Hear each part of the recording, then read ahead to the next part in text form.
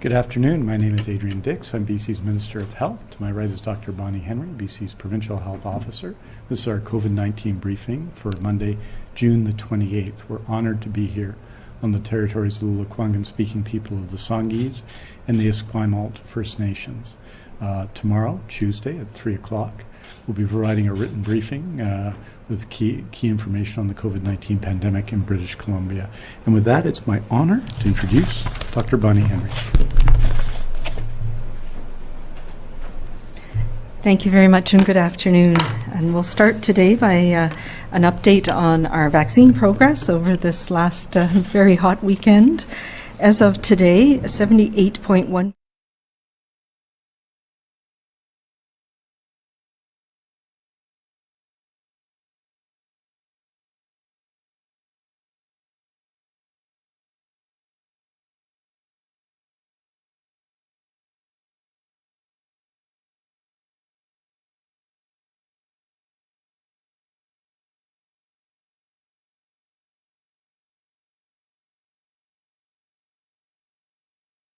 of the extreme heat conditions, and I know a number of the clinics had to be moved so we could protect the workers from the heat and the people who are coming into the clinic, and I know a number of people had to be rebooked.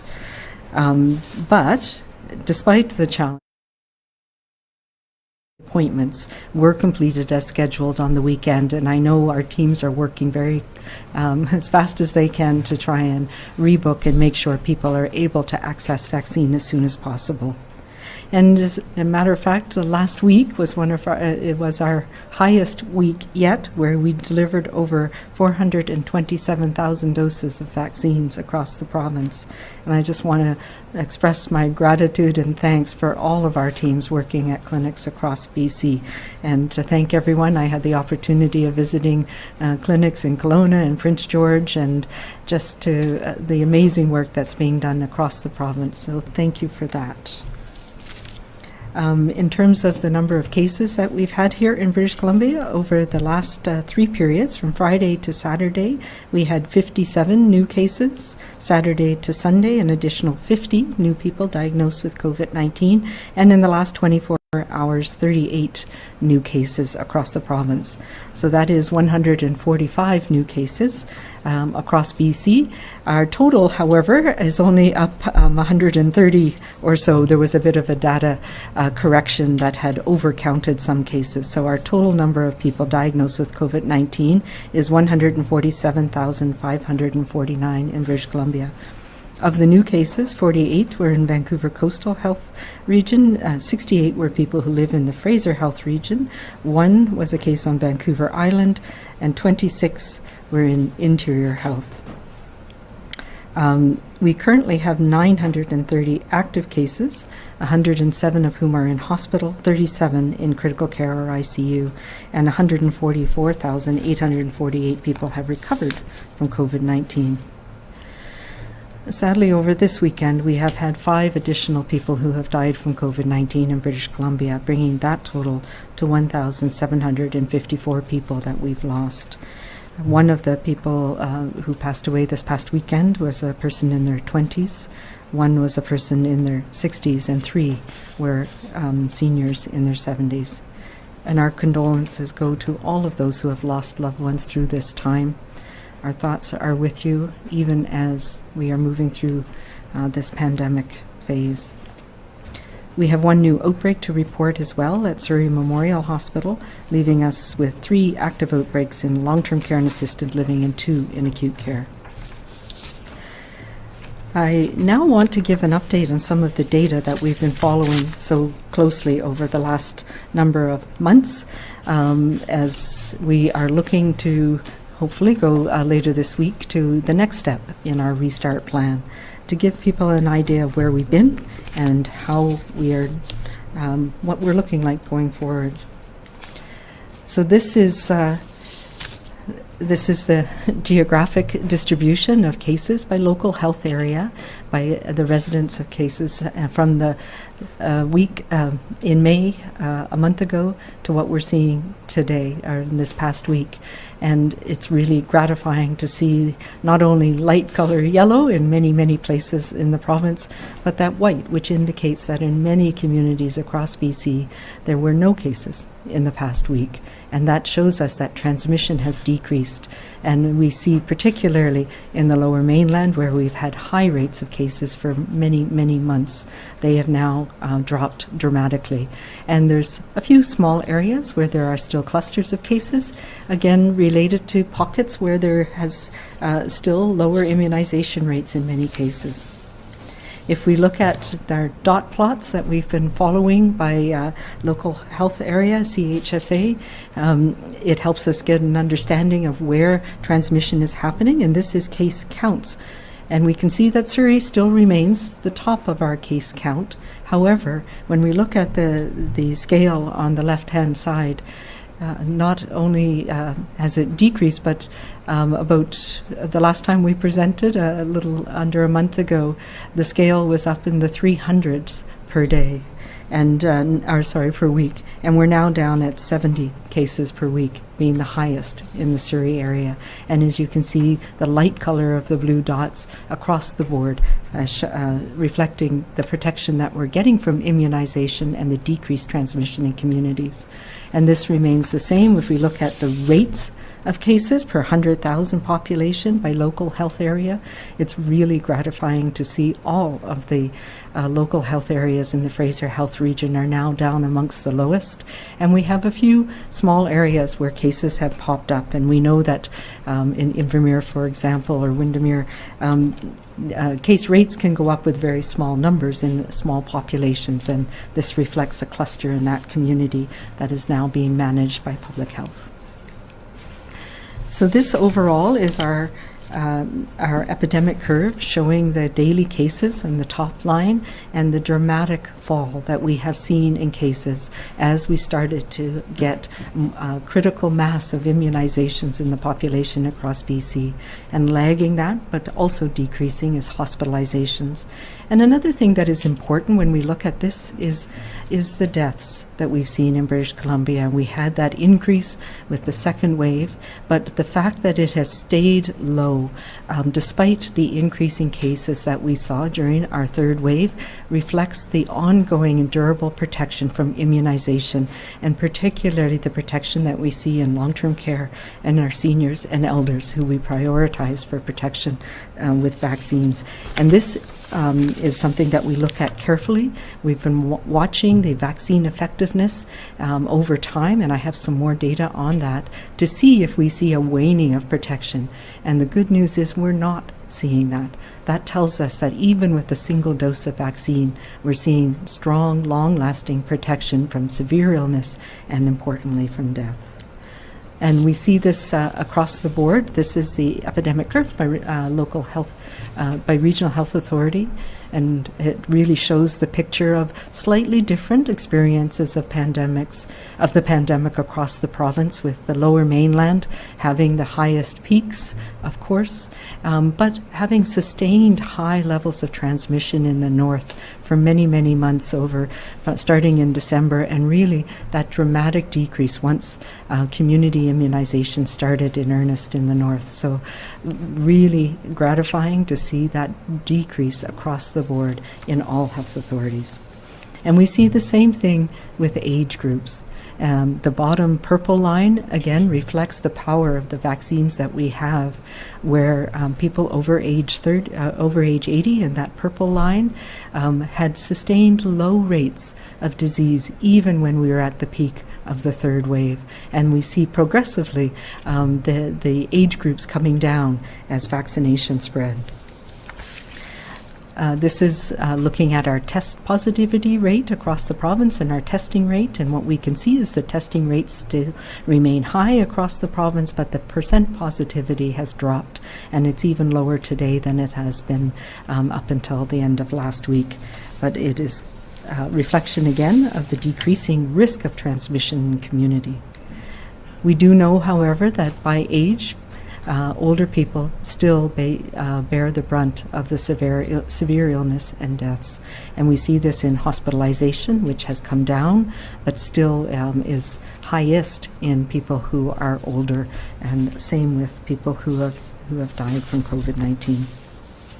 One of the things that we've been watching very carefully to see if we are at that place where we can move on, and of course where we have seen resurgences of disease in other countries, and certainly the UK, where we've seen increase again in transmission, particularly in people who are non-immunized, is looking at our variants of concern.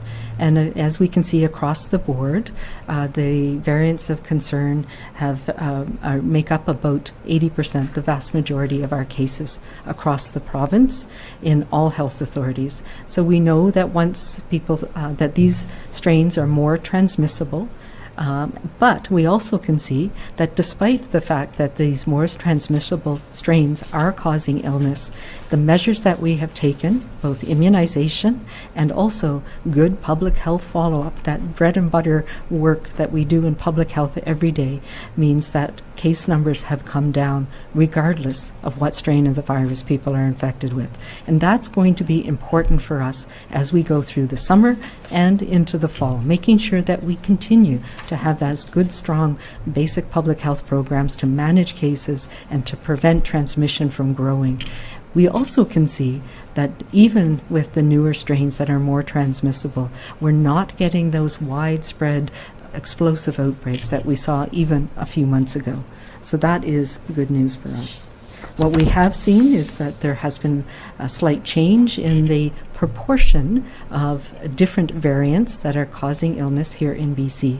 And this is, they all add up to 100%, but we can see for the last week, we continue to have the majority of the cases that we're seeing infected with the alpha strain, which is the one that was primarily detected in the UK, and also the P1 or the gamma strain variant, which is about 40% of the cases that we're seeing. The Delta has bounced around a little bit. It's now about 12% last week, but we have to remember that's a much smaller number than it was even a few weeks ago. So we are seeing good protection and good decrease in transmission from the actions that we're taking through public health and through immunization again.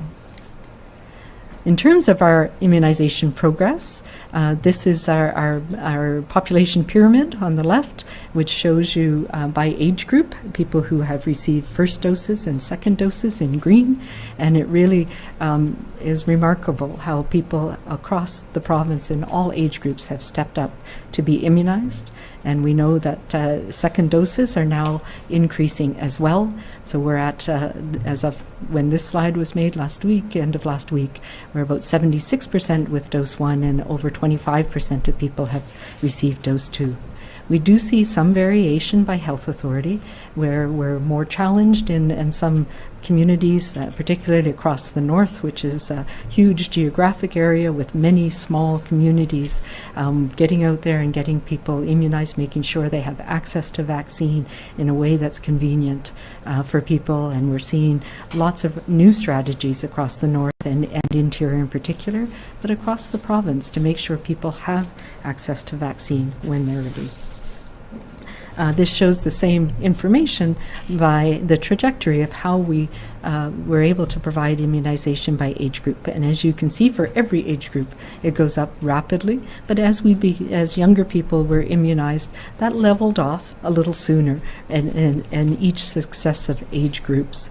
We're now at the point where we're starting to see a little bit of leveling off in the 12 to 19-year-olds.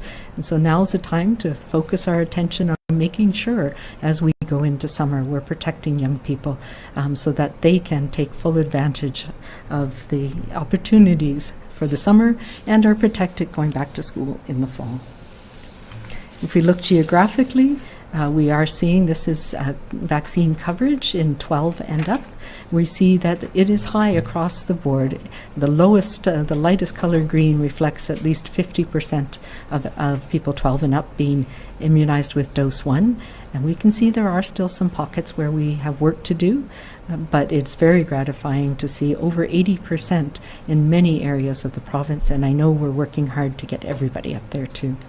And if we look again at the local health area with people age 50 and over, that's even more positive, where we're above 80% in many parts of the province, particularly in the lower mainland, some of the areas where we've had that most dramatic impact of the virus in communities.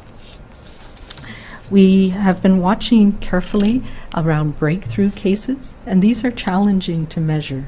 But as more people are immunized, the number of people who are infected, who are vaccinated, is likely to go up because most people who have been exposed to the virus will have been immunized, and it's not 100% protective in everybody. So we have seen about a 2% rate of breakthrough infection over time, but still the risk in people who are immunized is dramatically lower than the rate in those who are non-vaccinated. And this is reflected in this slide, where we see as the rates are coming down across the board, they are considerably lower in people who are immunized than non-immunized. This is a little bit more complicated, but it shows the same thing. By breaking down the rates of infection by the different variants. As you know, we're doing whole genome sequencing on all cases now, so we have a good sense of what strains of the virus are circulating. And for all of the strains that we see circulating in BC, the rate of infection in people who've been immunized is much, much smaller than those who have not yet been immunized. And what we are moving to is a better way of understanding the protective effect of immunization in the population. And we presented, prior to moving to step 2, this same vaccine effectiveness data for people who are 70 and over. And we are now at the point where we can measure that same thing in people in the 50 to 69 year age group. And this is using a very sophisticated test negative design that was developed by the BC CDC, especially Dr. Skowronski, over the last number of years to look at influenza. And we now have the ability with the team at BC CDC to look at how well these vaccines are protecting us on a real-world basis here in BC, despite the different variants that are circulating during this period of time. And you can see the breakdown on the people. There are about 60,000 people that we were able to link their immunization status and case status and look at how well the vaccine is protecting. And what this shows us is that immunization is preventing 7 out of 10 infections across the province. So we have overall a 70% vaccine effectiveness. And this is really good news. It tells us that these vaccines are working in all age groups, and we have the information from the 70 and over a longer period of time that protection is lasting and is durable. I also wanted to, this is a slide that shows an update of the seroprevalence studies that we've been doing since the very beginning. And we've done these, and this is now the 5th sample that we've taken. It's a cross-section of people in the community to look at different age groups to look for antibodies for the virus. And early on, we had less than 1% of people who had antibodies to to SARS-CoV in March of 2020. And this remained relatively stable through to September. It increased a little bit in the study that we did in January of 2021. It went up to about just under 5% of people had antibodies. And now what we're seeing, so we can measure antibodies that are protective from immunization and also from infection. And we can tease those apart, and that work is still ongoing. But these are the preliminary results from the study that was done, the seroprevalence samples that were taken in June, that show that now about 50% of the population in BC at different age groups have antibodies to this virus. And the vast majority of them are protective through immunization. So this is a really great way of measuring, helping us understand the level of protection in the population through antibody levels. So where does this leave us now? We'll go back to our model that we've been using as a guide, as a way of trying to understand the types of infectious contacts we've been having and what we call the reproductive rate over time. And what we can see is we now have a sustained low reproductive rate. That means that for most people who are infected, they are not passing this virus on to anybody else. And that's how the pandemic will fizzle out over time, as long as we continue to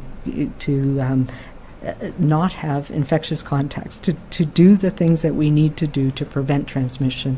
And it really reflects, I was talking with my colleagues in the north and the interior, when we have clusters of cases now, instead of that being spread widely, it is people who we are known contacts of cases. So when they become infected, they're already being isolated. So in that way, they no longer pass it on to anyone else. And that's how we come out of this pandemic.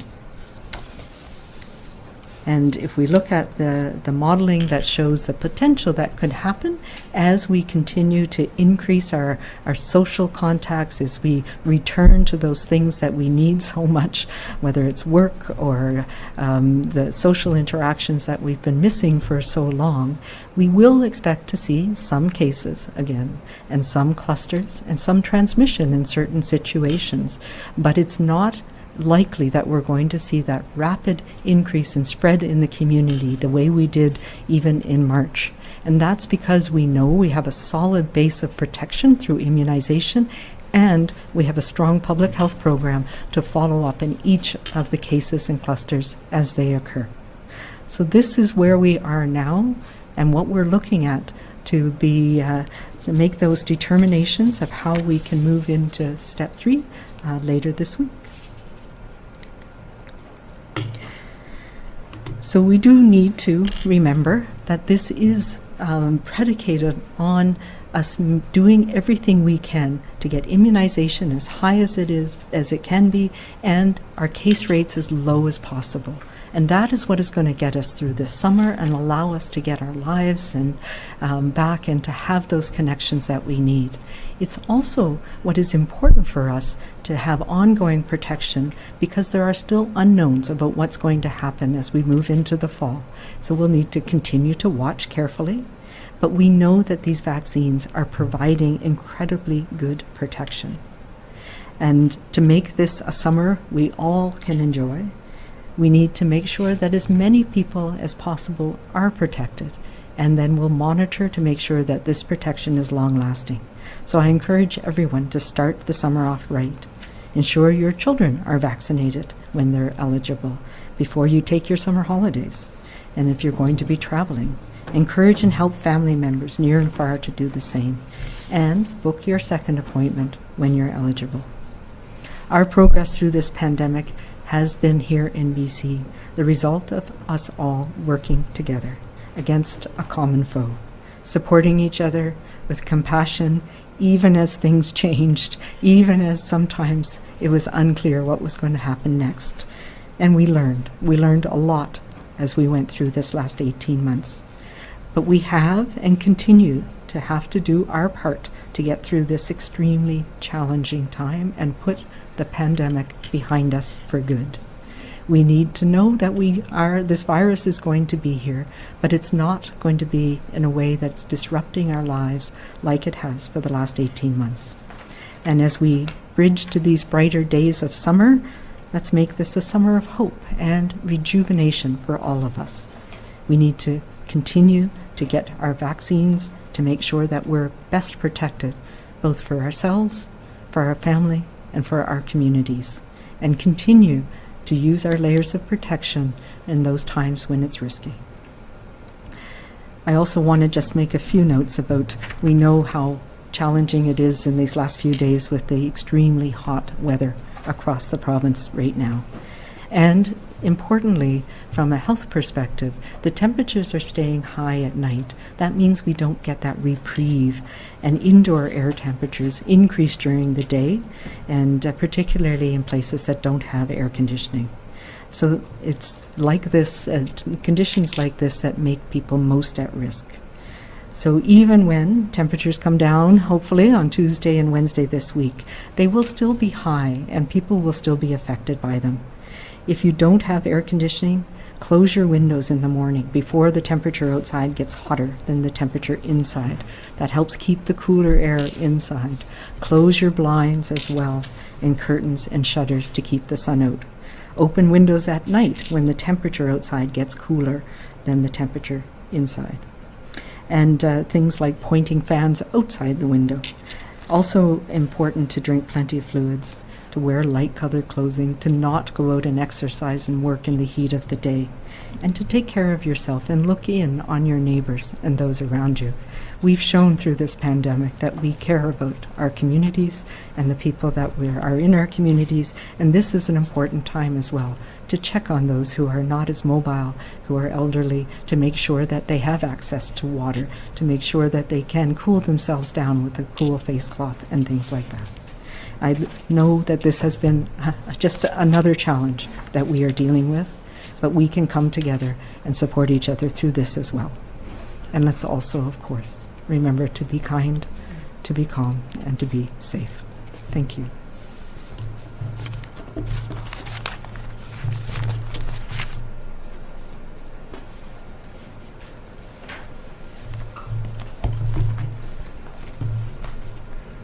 Thank you, Dr. Henry, and I wanted to start by expressing my condolences at a very difficult time to the families, the friends, the caregivers of the 5 people who passed away in British Columbia this weekend related to COVID-19, 2 from Friday to Saturday, 2 from Saturday to Sunday, 1 in the last 24 hours, 2 in Fraser Health, 2 in Interior Health, 1 in Northern Health, as Dr. Henry has said, 1 in their 20s. This is, at this point in the pandemic, and yes, we are making progress, but COVID-19 continues to make people ill, and in this case, lead to the most serious illness possible. We want to let everyone know that we're with them in this moment, this difficult moment to grieve, and we're thinking of them today. I wanted to note as well that this weekend was extremely challenging for many healthcare staff in BC.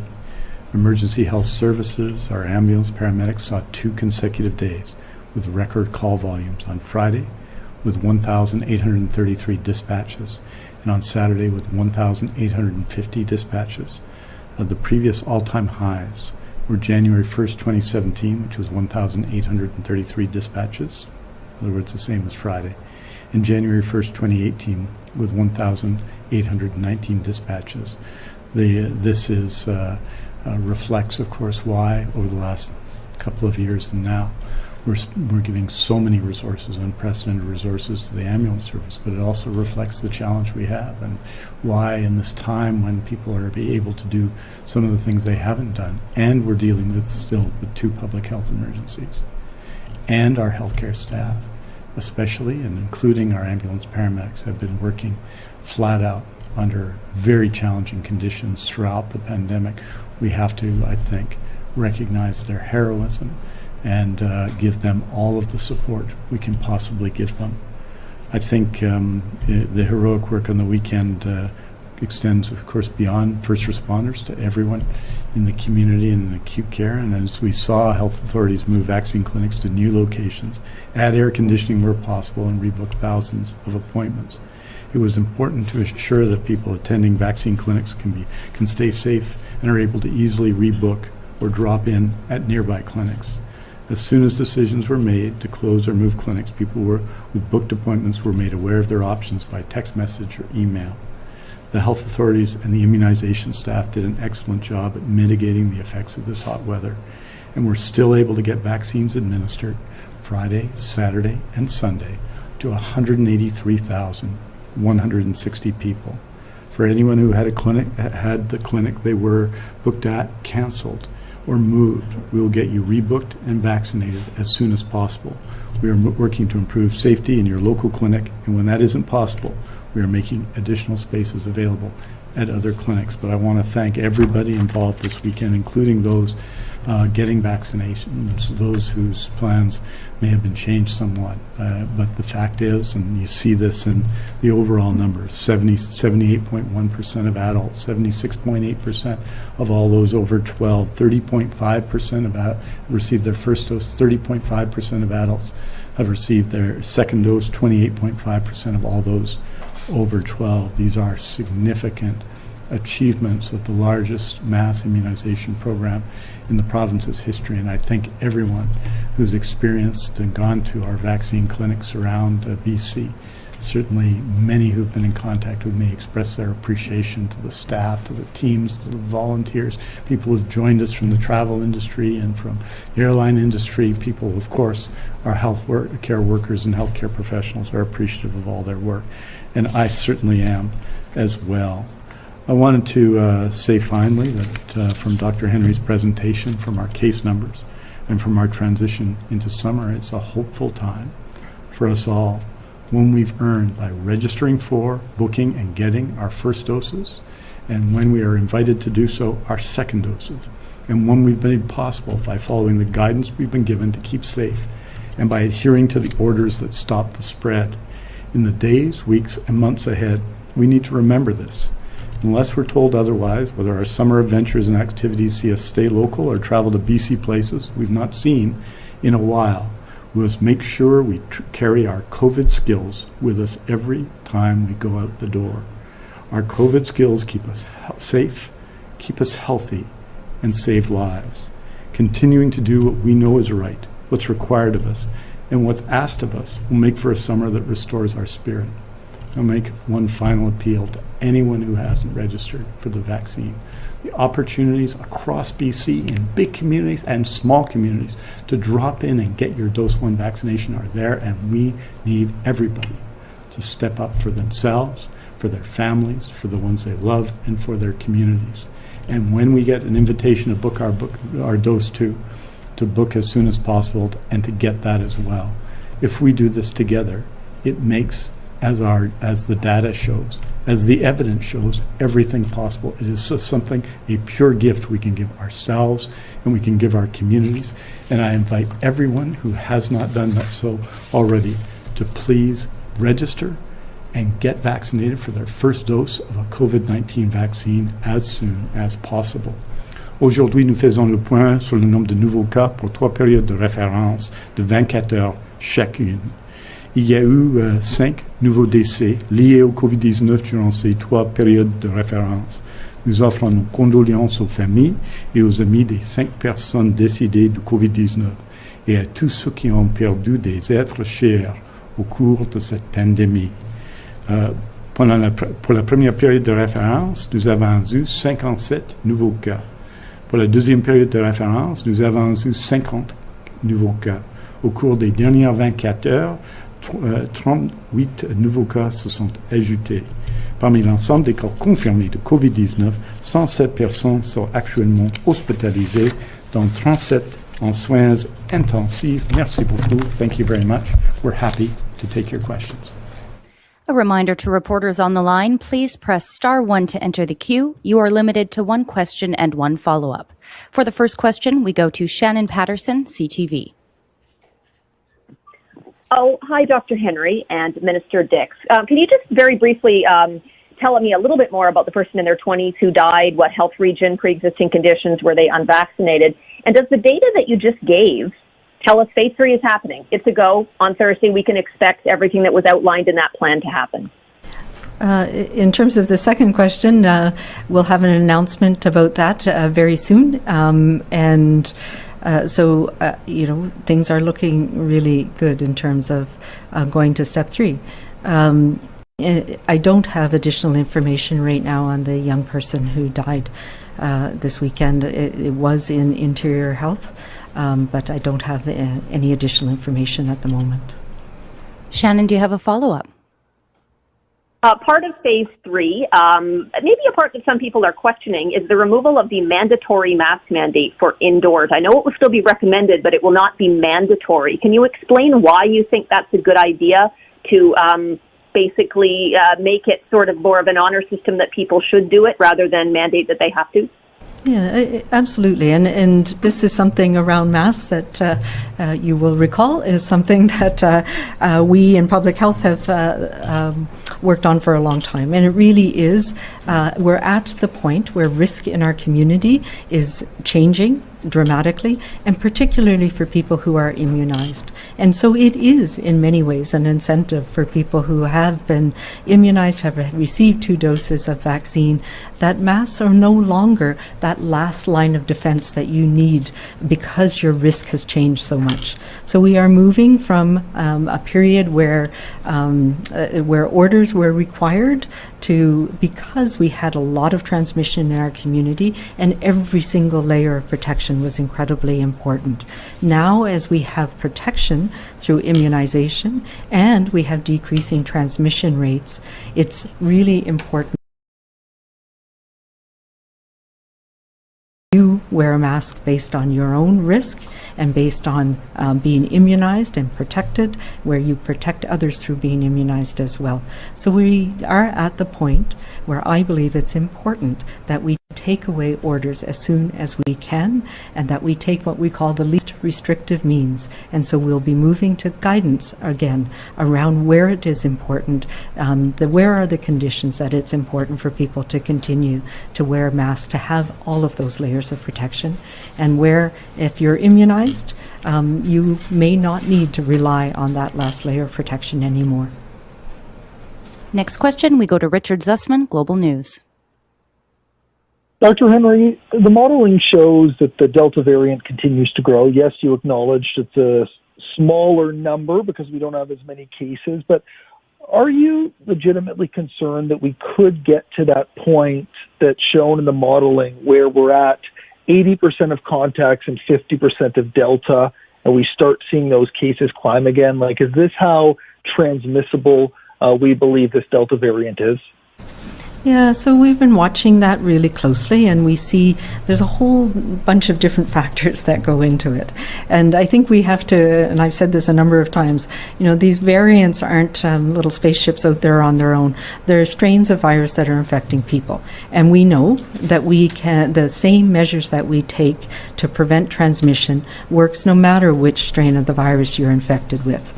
What we have is a much lower margin of error for the variants that spread more quickly. And yes, some of the data from the UK shows that it is more transmissible, but the jury's out on that a little bit. But where we are seeing the transmission happen is in pockets of unvaccinated people. And we saw that in the UK, mostly younger people, which means we're not seeing the same impact on hospitalizations. And if we go back to our goals of the pandemic, it's to reduce morbidity and mortality, particularly serious illness, and to make sure our healthcare system's not being overwhelmed. And we have to balance that with the impacts on society. So absolutely we will be watching, and that's why we do whole genome sequencing on every strain of the virus that we're seeing, because it is likely, given transmission in other countries, and as we start being more mobile, there'll be other strains that come in, whether they arise here or whether they arise in another country and are imported here. So the same things that we do to control the alpha, the gamma, the delta, and whatever new one arises will work. And we've seen that. We've seen that because our cases have come down regardless of which strain people are infected with. And we had an outbreak in a long-term care home with the Delta variant, and it was controlled, and it's now over. So we know that the measures work, and it does involve, we also know that immunization works to protect against all of the strains that we're seeing here. And we're seeing that in the UK, for example, where immunization reduces your risk no matter what strain of the virus you're exposed to. So those are the things that we need to keep working on, watching carefully what strains are circulating, and having our strong public health programs on the ground, which we are committed to continuing to do. Richard, do you have a follow-up? We saw the new WorkSafe guidance today towards a move to communicable disease plans rather than COVID-19 safety plans. We're anticipating this could happen on July 1st. Are we at the point now where there is an equal or lesser risk of COVID-19 than there are other communicable diseases in our community? Like, are we at the point now where we should be taking measures to protect us and less focused on, this virus that we have been heavily focused on now for 16 months? I wouldn't put it exactly that way. It's not that it's less risk now than other communicable diseases. It really is that the risk has gone down because of immunization. But we've also learned that in many, many workplaces, there are some things that we should be doing regularly that we want to keep up. And it helps us puts us in good stead as we move into this fall, because there are still unknowns about what's going to happen when we have respiratory season, when we know there's going to be more influenza, there's going to be RSV. We don't know what the influenza season is going to look like this year, as it was non-existent last year. And part of the reason why we didn't see influenza was some of the measures we were taking. So it is really moving from very specific COVID safety plans based on that virus and where we were seeing transmission to looking at how do we have general principles to keep people from being infected with other communicable diseases as well, that we will carry us over through whatever season and whatever comes up next. So we see things in certain workplaces where influenza gets transmitted, or norovirus can cause outbreaks in schools and workplaces. So these are all basic principles that help protect people from communicable diseases no matter what they are. And that's how we're moving with WorkSafe, and we're working with them around how do we put these plans into operation so that we can be prepared for whatever comes up next, and particularly to keep us prepared for the fall as well. So it is, I think, a really great move to having general principles that make workplaces safer for everybody. There are some workplaces that we've identified that are higher risk for transmission of infections, and that was really exposed during this pandemic, where it's important that people have the agency to stay home if they're sick. And, that part of that is having paid sick leave. We also know that the barriers can be very helpful in some situations, and some of them will remain. And certainly in many workplaces, barriers will be in place for this next few weeks, because we aren't yet at the place where the transmission is low enough and second doses are high enough. So those are all the things that we're working with different sectors and WorkSafe BC to get these general principles in place to protect us all. Next question, we go to Marcella Bernardo, News 1130. Hi, Dr. Henry. Thank you for taking my question. You mentioned briefly vaccine breakthroughs being at 2%. Would you be able to elaborate on how much of that is people who've received their second doses? Like, how many people have died after getting fully immunized? Like, can you break down those numbers? Because it seems to be something that a lot of people are wondering about, is just how safe everybody is if there are still people dying after getting a second dose. There are indeed people dying after getting a second dose. It's a very small number. I believe it was 9 that we've had so far.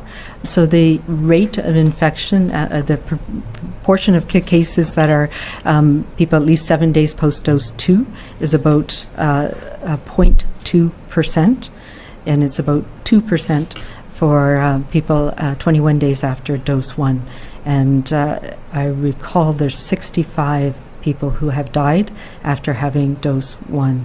So this is how we translate that into protection from the vaccine, is the vaccine effectiveness, because it's a matter of risk over time. So it's a complicated process, and it's hard for me to explain. But the bottom line is what we showed here, that your risk goes down by about 80% for once you've been immunized with at least a single dose, and goes down even more after your second dose. So while we may see more numbers of people who are vaccinated now that a higher proportion of the population is vaccinated, the risk for an individual and across the population goes down dramatically. And I'm not being very articulate about that, but we are working on some descriptions that we can put out on the BC CDC website to help explain that better than I'm doing right now. Marcella, do you have a follow-up?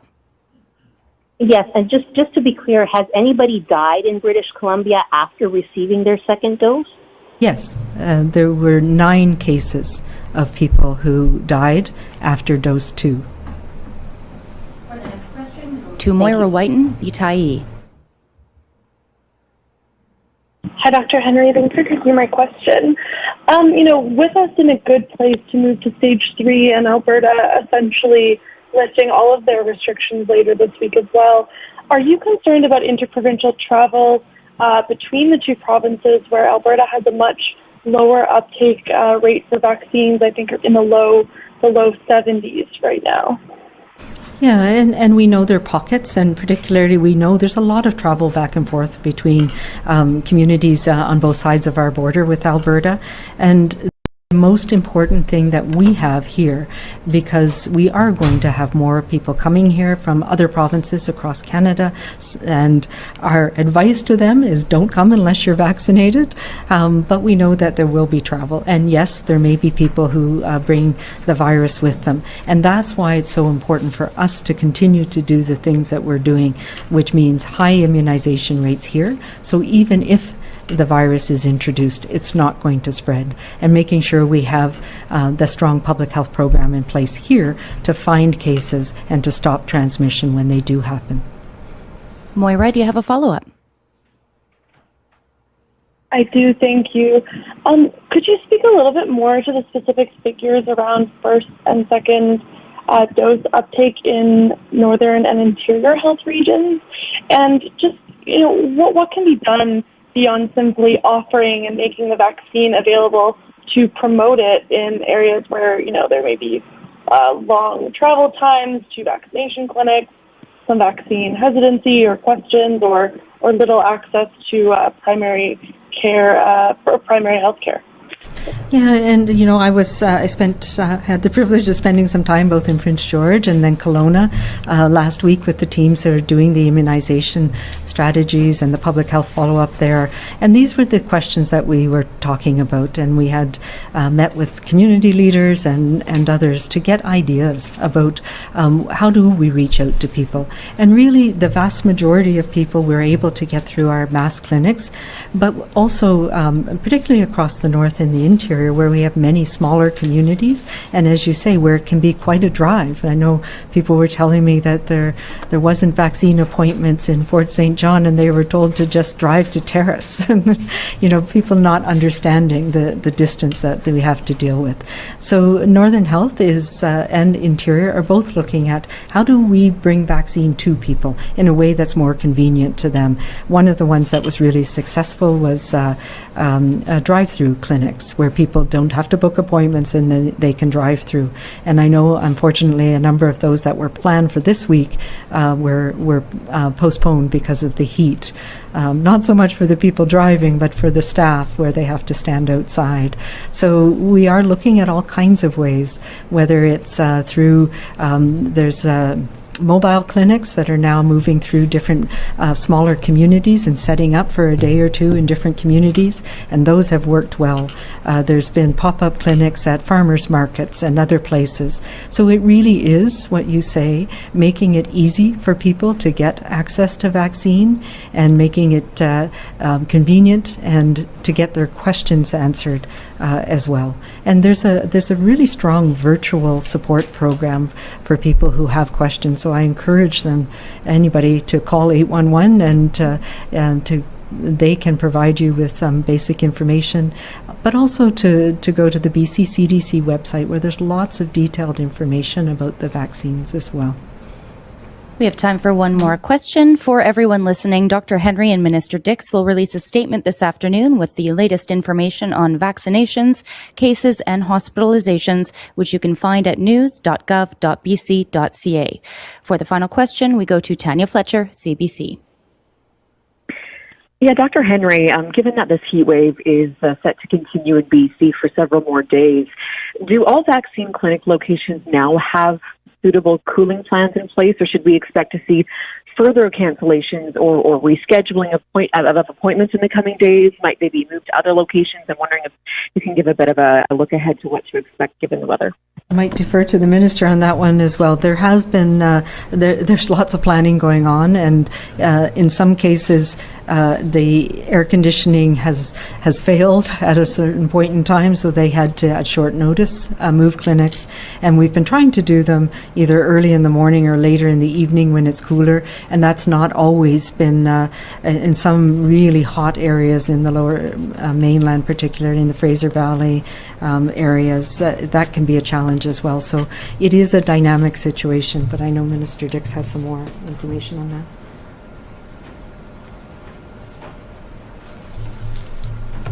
I think, Tanya, we're going to continue to adjust. You saw in redirecting people at 7 Fraser Health testing centers to new locations that had air conditioning, and those places were not fundamentally changed. Some of our vaccination clinics that are outside have been affected, not just because of those working there, but because we want to be able to keep everyone safe, including those waiting in line for the vaccine. So, for example, in Lake Country, we've brought in air conditioning into a tent for people waiting the vaccine. There's indoor clinic space in Lake Country, but we've brought in air conditioning for others.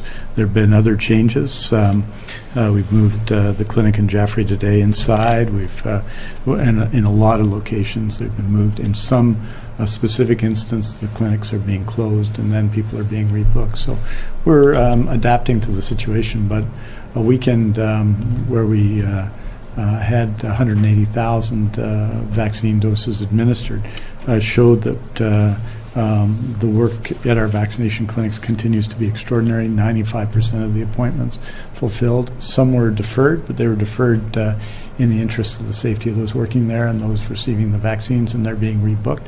We also have increasing capacity over the next week with more Vaccine Now this week in BC. So there will continue to be adjustments in the interest of people's safety and in their health.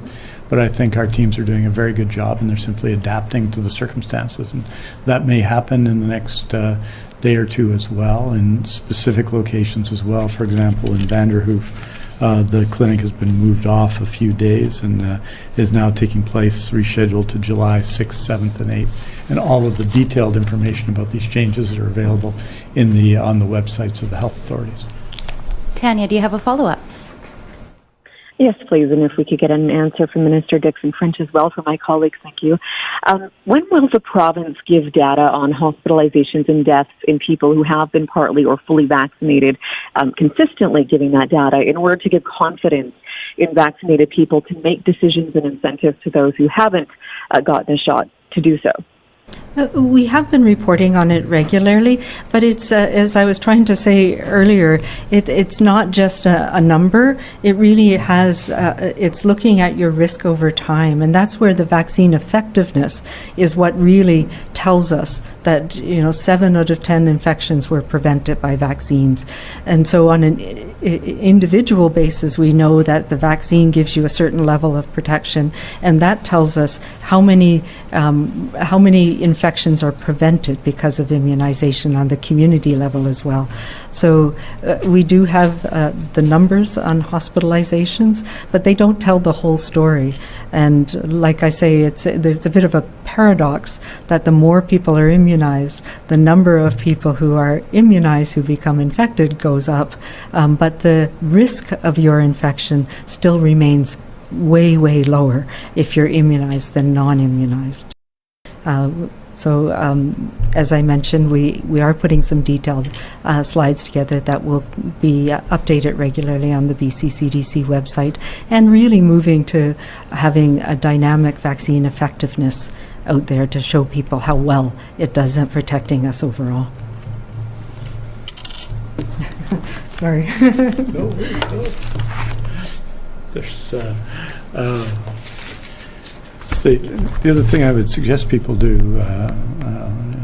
en anglais is to talk to people in Prince Rupert and see what happened when we went to an all-of-community vaccination there, or people in Whistler, an outbreak that was in part fueled by a variant of concern that received a lot of attention, the P1 variant, the Gamma variant, and what happened before vaccination and then after vaccination. And most importantly for me, because this is obviously something that I think about every day and every night, every day when I get up and every night, the impact on long-term care of vaccination, to go from 49 outbreaks to a handful in a short period of time because people, staff, and residents were immunized, shows the effectiveness of this vaccine. So I suggest, if they don't, there's evidence, and the evidence was presented today by Dr. Henry, and there'll be more evidence, but talk to people who live in those communities about vaccines, and I think they'll tell you that it's time to get vaccinated. Je veux dire en français qu'on va avoir plus de matériaux dans les jours et semaines à suivre pour démontrer avec des chiffres l'efficacité de nos vaccins. Et ces vaccins sont parmi les plus efficaces de l'histoire des vaccins. Et l'effet sur la pandémie de la vaccination est une démonstration de sa efficacité et sa nécessité. Et je veux dire à tout le monde, de s'enregistrer dans notre système, d'être enregistré dans notre système aussitôt que possible, et de procéder avec votre vaccination aussitôt que possible. C'est essentiel pour tout le monde, c'est essentiel pour vous, c'est essentiel pour votre famille, c'est essentiel pour votre communauté, et c'est essentiel pour même tous ceux que vous ne connaissez pas. Être vacciné, c'est essentiel, surtout maintenant. Merci beaucoup. Thank you very much. I'll see you soon.